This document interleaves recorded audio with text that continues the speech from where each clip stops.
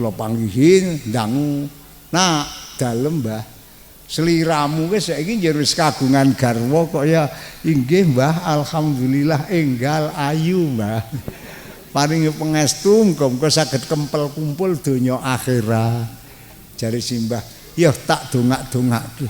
Muga-muga paring ana kempel kumpul donya akhirat. Kula muni amin. Kok tambahane simbahane ngendika ngene. Ming simbah weling ya nak. Des pundi Mbah? Sok kapan mangsane? Sliramu karo Allah, sliramu sak kloron karo Allah diparingi rezeki rupa anak, sliramu sing ati-ati. Des pundi Mbah? Aja pisan-pisan sliramu cok para padu karo garwamu nang ngarepe putramu. Kula lak tak pikir ngopo wong padu-padu karo bojone dhewe nang ngarepe anak-anake dhewe kok ora oleh. Lah tak takokke enten napa to Mbah kok mboten pikantuk padu nang ngarepe anak? Ujare simbah, oh alah nak. Wong tuwa ki nek cok padu nang ngarepe anak padha karo mulangi anak kon ora tata krama karo sing tuwa. Kok ngoten to? Kula lek mikir jan ngantos dangu. Ndak iya.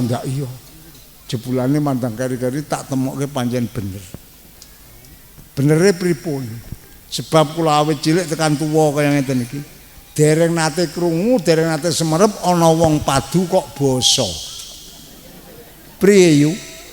Ana wong padu basa. Ora ana to? Lah niki. Wong wedok niku nek karo sing lanang dong apik basa. Nek dong jengkel kelakon ora basa. Leres? Ha wong karo sing lanang kok lek muni, "Kowe pancen lanangan apa?" Ha wong lanange nek deneke lanangan ya lara atine ya, Kang. Adi padake bandrot e. Wah, sing lanang metenteng. Ora mangap meneh. Njaluk tak dulang cocot kuwi. Tak dulang watu cocot. Mongko anake sing kelas 2 SD nunggoni cocot. Wah, bahaya. 3 dina wis kliwat. Anake jam 12 bali sekolah, tekan omah gletake buku nembung mbokne, "Mbok, maem." Oh ya, diladeni. Wis ora lungguh sing apik, nek arep maem donga ya nang nggih. Bismillahirrahmanirrahim. Allahumma barik lana fima razaqtana wa qina adzabannar. Amin. Arek muluk segane noleh ngiwonengen. Bapakne ora ketok nang kono. Takon karo mbokne, "Mbok, napa lanangane nang ndi?" Ah, masyaallah. Kok jek dadi sak nalika to hangi. Aduh, nek anak karo bapakne muni lanangan iki tata krama ora ya, Kang? Mandang sore mbokne lebar dahar. Metu saka ruang makan ki lambene ana upane ora ngerti. Kepethuk anake weruh aruh-aruh. "Mbok, napa cocotmu kuwi ana upane?" Ah, masyaallah, nek ngono simbah ki waskita tenan. Leres napa mboten? Bu. Kula matur. Nek ana anak lek maturan karo bapakne ora basa ni tata krama napa mboten? Mboten. Ning ya ana. Anake sapa? Niku anggere ana anak karo bapakne iku ora basa, tak slidiki sing akeh tak temokke, mergo mbokne bocah iki karo bapakne bocah maturan sabedinane ora tau basa. Leres napa mboten? Berarti nek wong wedok iki karo bojone ora basa padha karo mulangi anake kon ora basa karo bapakne. Ngono lho, Tun. Kandhanane angel. Niki dadi masyaallah mulangi tata krama karo anak ki ora gampang. Leres napa mboten? Mula Kanjeng Nabi dawuh, wong tuwa maring anak ndek kewajiban 2 perkara, 1 mulangi agama, 2 mulangi tata krama. Lah sakwise anak kula sampean iki upama dipasrahke nang nggon kiai, nang majelis taklim, apa nang TPQ, apa nang Mbah Kiai, dipasrahke. Niki kula sampean tiyang sepuh kedah ngawat-ngawati. Mangkat tenan purale ngaji. Wong kok kadang-kadang sing omah mangkat ngaji ora tekan nggon Mbah Kiai kok malah nang Kang Dasri ndelok TV. Nggih mboten? Dadi wong tuwa tetep ngawat-awati. Sakwise diawat-awati kita tiang sepuh dateng anak menika tiap ba'da salat maktubah aja nganti lali le ndongaaken. Dadi kula sampeyan wong tuwa nek lebar salat 5 wektu kuwi ndonga ora usah angel-angel ndonga sing gampang wae cara Jawa. Ya Allah Gusti, mugi anak-anak kula panjenengan dadosaken lare ingkang sholih lan sholihah manfaat donya akhirat pun niku mawon angger lebar salat aja lali. Syarat sing nomor 2 kepengin duwe anak soleh. Sing nomor 3 kula panjenengan sebagai tiyang sepuh nek kepengin anake dadi anak soleh le maringi dedaharan, le maringi ombenan, le maringi sandangan iki golekno pangan sandang sing cetha halali. Sebab dipondokno nek sing nyangoni barang haram niku senajan pinter nih mangke ilmune ora manfaat Kang. Mondok nang Jawa Timur 15 tahun. Ning sing nyangoni barang haram ya pinter, maca tafsir iso, maca Ihya iso, maca Fathul Wahab iso. Ning mangke nek bali saka pondok dereng kantenan purun mulang ngaji. Paling banter dadi pemimpin tumprang doro. Mergo sangune haram niku. Bahaya lho Kang. Awake dhewe wong tuwa kudu ngati-ati. Nggih napa mboten? Niki dawuhipun para ulama kados mekaten. Muga-muga kita sedaya niki saged nindakaken apa sing didhawuhke Kanjeng Nabi. Dateng anak siji bisa mulang babagan agama, loro bisa mulang tata krama. Kanthi diwulangi dipasrahake kula panjenengan aja pedhot pendak lebar salat fardu olehe padha ndongaake. Mila menika kesempatan ingkang sae Pak Bu. Niki lak sasi sura ya yu. Tanggal pira? Tanggal 7. Nggih. Kula tak ngomong sithik babagan sasi sura. Nek jaman alit kula Kang, sasi surane cara tiyang tuwa-tuwa nggen kula sasi sing werit, sasi sing angker. Saking angkere, saking werite, jaman alit kula tiyang nggen kula niku mboten wani memantu kok sasi sura. Nyupetke anak sasi sura mboten wani. Gawe omah kok sasi sura mboten wani. Masih tahu tak takoke kok, Mbah napa? Kenging napa nek sasi sura kok mboten angsal dadi nganten. Oh, aja pani-wani sasi sura dadi nganten. Enten napa to, Mbah? Nek dadi nganten sasi sura marai majer. Ngertos majer? Majer ki ora iso manah. Ku jare si Mbah. Ha nek supit, Mbah, nek supit sasi sura ki marai kuntingen ora iso gedhe. Ha nek damel griya, Mbah, nek gawe omah sasi sura gelis mati mual ngoten niku. Niku jaman alit kula. Mbok menawa kene ya padha ya, Kang. Nggih to nggih. Ning bareng kula teliti jebulane. Sasi sura niku sasi sing kathah barokah. Nggih. Merga napa? Wonten ing wulan Muharram menika Kanjeng Nabi nindakaken hijrah saking Mekah dhateng Madinah. Sinareng Kanjeng Nabi hijrah saking Mekah Madinah ana wulan Sura niki akhire perkembangan Islam wonten Madinah wonten Mekah semakin muncak. Mula sasi Sura sasi ingkang kathah berkah. Lah dene anane taun hijrah niku diproklamirke ora pel zaman Kanjeng Nabi. Dadi zaman Kanjeng Nabi Sugeng niku wong Islam durung duwe taun. Tekan Sayyidina Abu Bakar dadi khalifah Kanjeng Nabi sedo iki urung ana taun hijrah dereng wonten. Tukule taun hijrah niku zaman Khalifah Umar bin Khattab.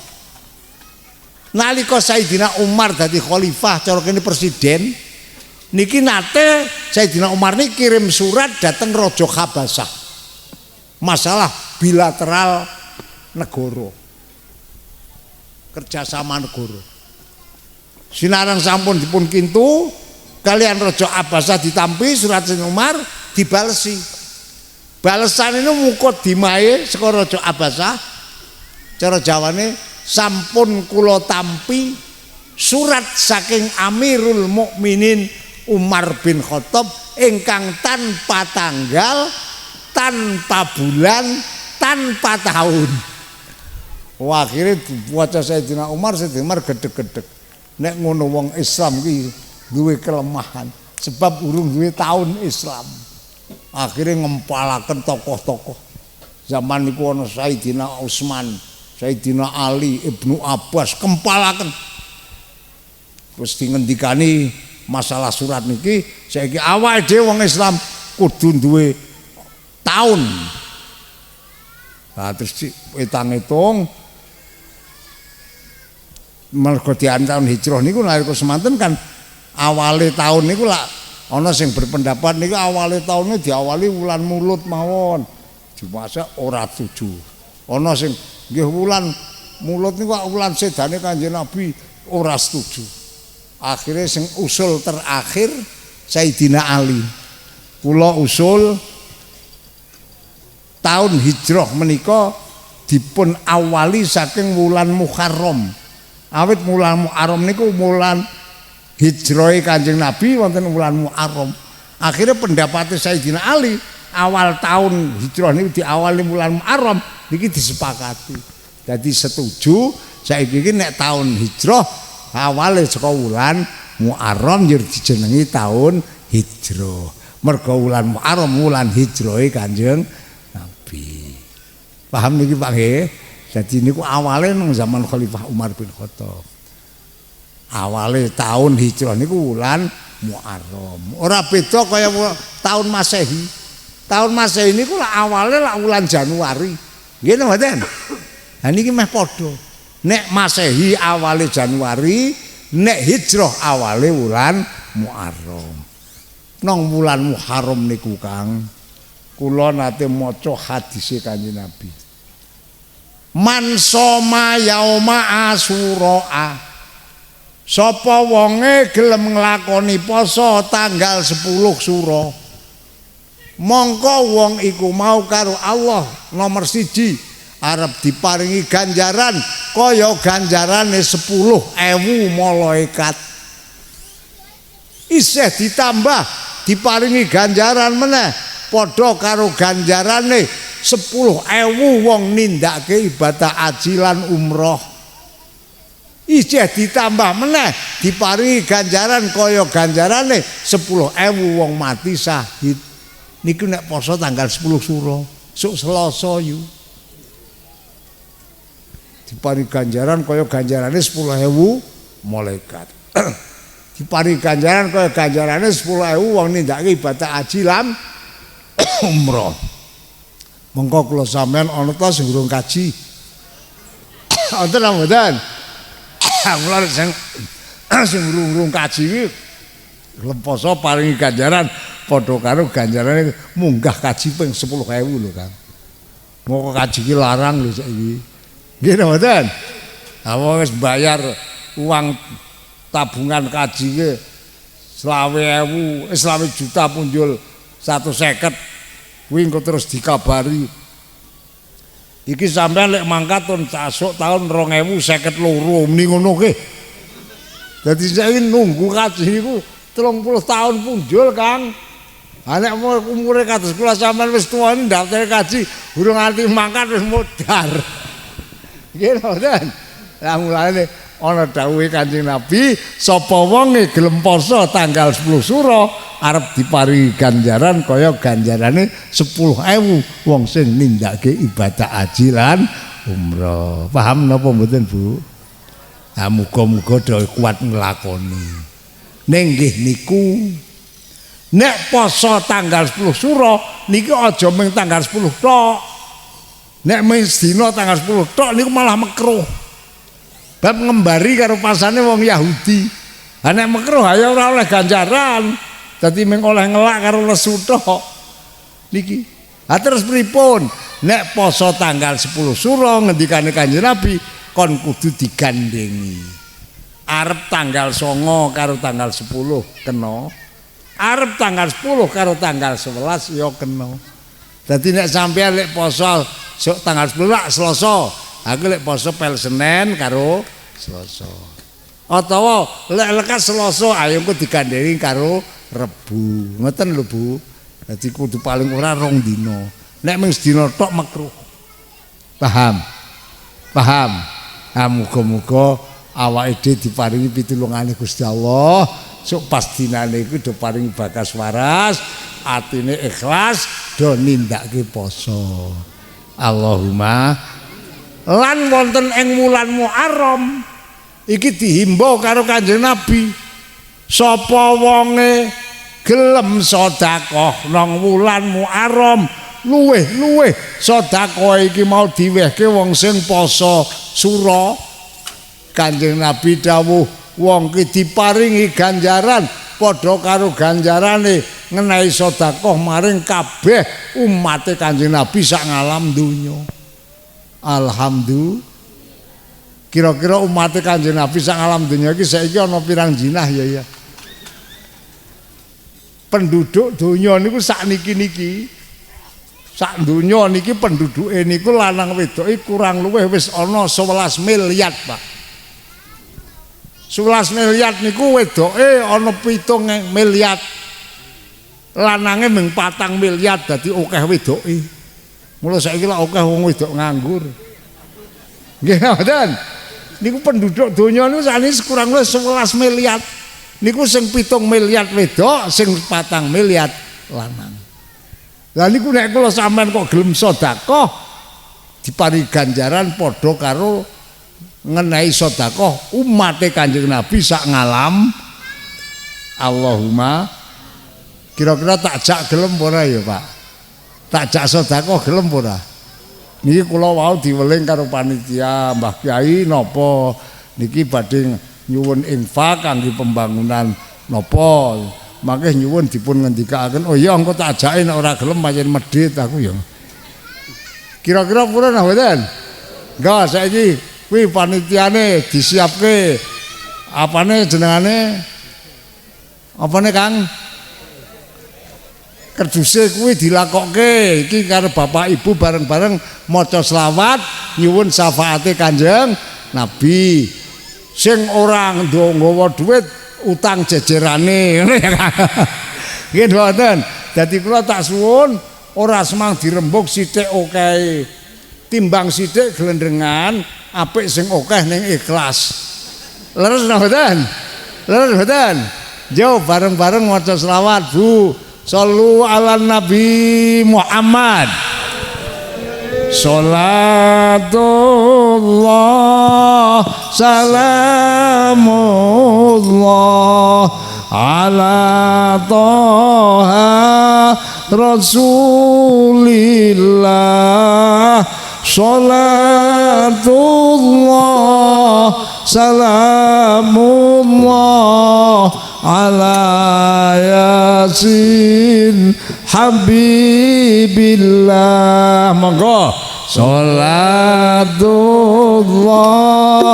salamullah ala Toha Rasulillah. Salatullah salamullah ala Yasin Habibillah. Tawassalna bismillah wa bilati Rasulillah wa kulli mujahidin lillah bi ahlil badri ya Allah. Salatullah salamullah ala Toha Rasulillah. Salatullah salamullah ala Yasin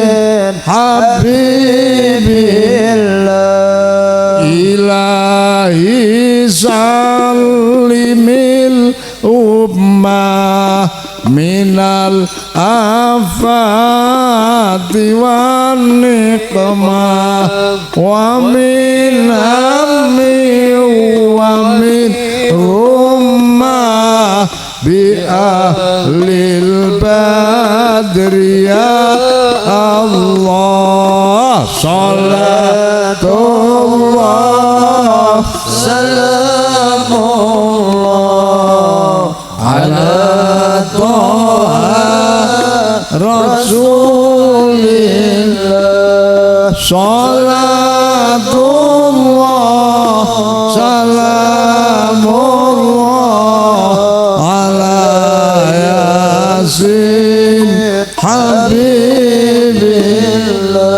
Allahumma sholli wa sallim wa barik alaih. Muga-muga waosan sholawat kita sareng-sareng diterima dening Allah Subhanahu wa taala. Kula panjenengan mugi pikantuk syafaatipun Kanjeng Nabi. Allahumma amin. Sebab tak angen-angen menungso niki bisa manggon swarga niku sepisan mergo rahmate Allah, ping pindho mergo syafaate Rasulullah. Dadi nek kula sampean kepengin mlebu swarga kok ngendelke amale dereng kantenan. Leres napa mboten? Leres napa mboten? Ning nek kula sampean dilebokke swarga ki yakine mergo rahmate Allah, insyaallah. Bab Kanjeng Nabi piyambak nate ngendika, aku iku mlebu swarga ora mergo amalku. Nanging aku bisa mlebu swarga iki mergo rahmate Gusti. Niku Kanjeng Nabi lho, Kang. Mlebu swarga Kanjeng Nabi wae ngendikane mergo rahmate Gusti. Lah nek kula sampean mergo ngamale, alah ngamale kok ngopo wong subuhan ya ora tau gasik kok. Nggih, nggih.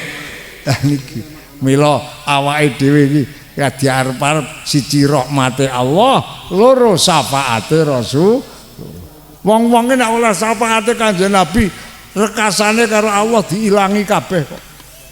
Kula nate ndelok nang nggone kitab Ihya ana cerita. Teng dinten kiamat niku ana wong sak jege urip le ketemu kiai niku namung sepindah, sak jege urip niku. Sak jege urip ora tau ketemu kiai mung sepindah tok niku. Akhire mandang dihisab macam-macam tiang ning aku ditakoni karo malaikat, kowe karo kiai wis tau ngadep sampun ping pira? Namung sepindah.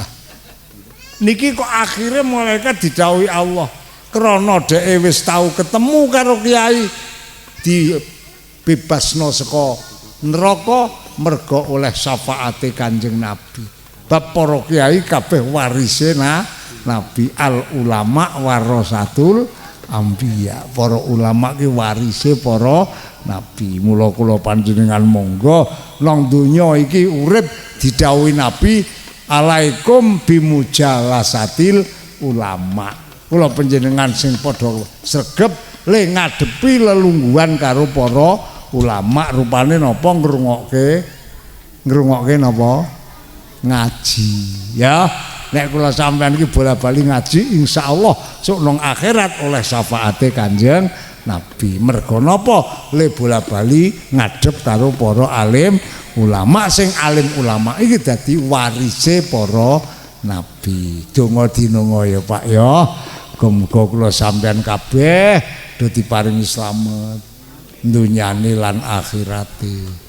Awit kula ki ambak nek ngangen-angen umur kula niki rada kathah 50 Bu kula niku. Punjul 17. Ya. Masya Allah jebule ora krasa-krasa umur kula niku sampun 50 punjul 17 Kang.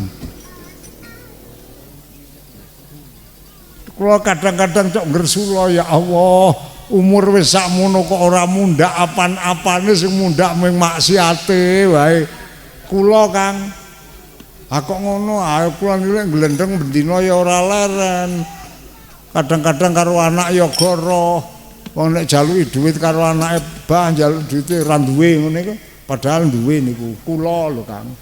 Ya niki masyaallah nek ngangen-angen ngoten niku ming anane iki ming dosa tok mula nek kula sampean ora nyedak-nyedak karo kiai wah engko nang kono embumbuan kok.